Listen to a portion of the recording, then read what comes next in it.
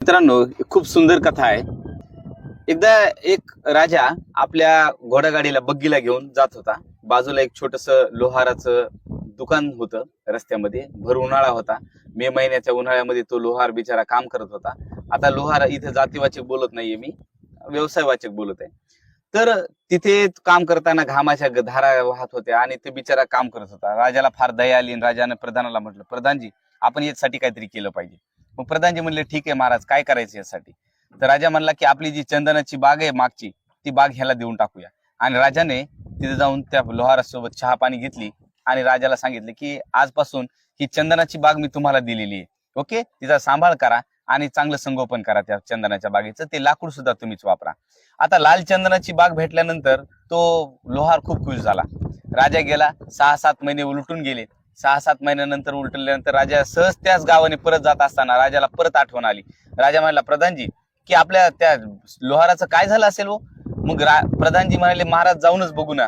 आणि मग महाराज त्याच्यासोबत निघाल्यानंतर पाहता येतं काय, तीच झोपडी, तसाच अवतार, तेच सगळं परिस्थिती, जशाच तशी परिस्थिती, तोच त्याचा भाता, त्याच ठिकाणी त्याचा हातोडा, तीच छन्नी।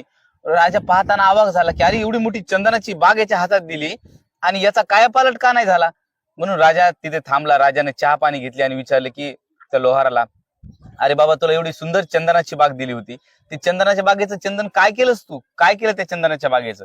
तर तो खूप खुश झाला आणि म्हणला, महाराज तुमच्यामुळे मला खूप खूप चांगले दिवस आले। ती चंदनाची बाग मी घेतल्यानंतर त्या चंदनाचे लाकडं मला इथं जाळायला भेटले, त्याचाच कोळसा मला कामाला आला आणि ते कोळसा आल्यामुळे मला भटकंती माझी थांबली, मला कोळसा आणायला कुठे जायची गरज पडली नाही। राजानं डोक्यावर हात मारला। राजाला नवल वाटलं की मी हे चंदन जे दिलं हे त्याचा यानं कोळसा केला, लाकडं जाळण्यासाठी वापरली।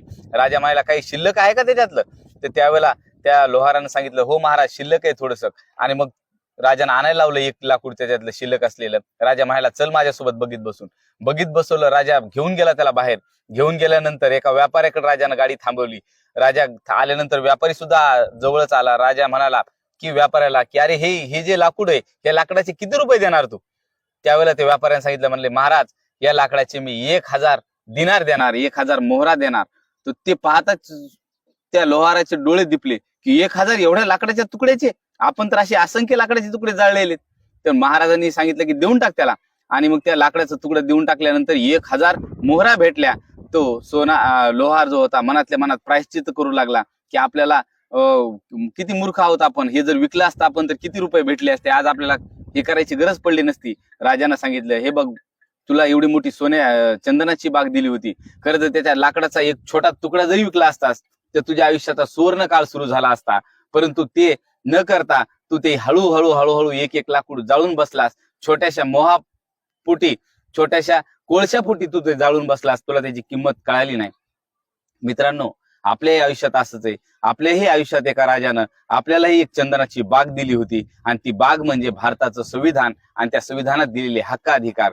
खरं तर आज छोट्याशा क्षणिक सुखापोटी आपण हे हक्काधिकार विसरून गेलो आणि विसरून गेल्यानंतर आज शत्रू हळूहळू एक हक्काधिकार संपुष्टात आणत आहे। आणि हे हक्काधिकार संपुष्टात जाताना आज थोडे बहुत हक्काधिकार राहिल्यानंतर आपल्याला याची जाणीव होती की आपल्या हातात काय एवढं मोठं राजानं दिलं होतं, किती मोठी आपल्याला सुद्धा चंदनाची बाग दिली होती, ज्या चंदनाच्या बागेच्या एका तुकड्यामुळे आपल्या आयुष्याचा सुवर्ण काळ सुरू झाला। आणि म्हणून आपल्या आयुष्याचा उर्वरित काळ जो आहे या बागेचं जतन करण्यासाठी वापरा। हे हक्क अधिकार, फंडामेंटल राईट, हे सगळे मूलभूत अधिकार जतन करण्यासाठी वापरा आणि ही चंदनाची बाग आपले आयुष्य असेपर्यंत तरी संपुष्टात येऊ देऊ नका। धन्यवाद।